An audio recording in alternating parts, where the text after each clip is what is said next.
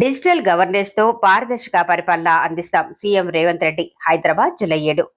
Contractor outsourcing ఉద్యోగుల సమస్యలపై తెలంగాణ ముఖ్యమంత్రి రేవంత్ రెడ్డి సచివాలయంలో ఈ రోజు అనగా మంగళవారం ఉన్నతాధికారులతో సమీక్ష సమావేశం నిర్వహించారు. ఈ సందర్భంగా అధికారులకు పలు కీలక అంశాలపై దిశానిర్దేశం చేశారు. డిజిటల్ గవర్నెన్స్ దిశగా ప్రణాళికలు సిద్ధం చేసి అవసరమైన చట్టాలను రూపొందించాలని అధికారులను ఆదేశించారు. పరిపాలనా వ్యవస్థను పూర్తి స్థాయిలో డిజిటలైజ్ చేస్తూ ముందుకెళ్లాలని దిశానిర్దేశం చేశారు.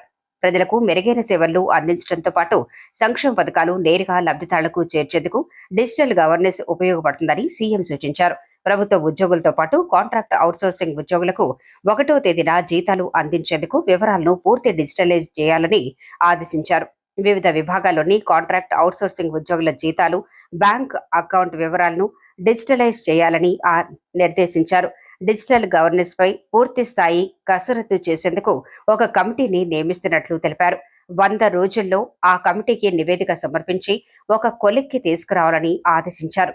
ప్రభుత్వం చెల్లింపు చేసిన సమయానికి ఉద్యోగులకు జీతాలు చెల్లించని కాంట్రాక్ట్ అవుట్సోర్సింగ్ ఏజెన్సీలపై కఠిన చర్యలు తీసుకోవాలని సీఎం రేవంత్ రెడ్డి స్పష్టం చేశారు.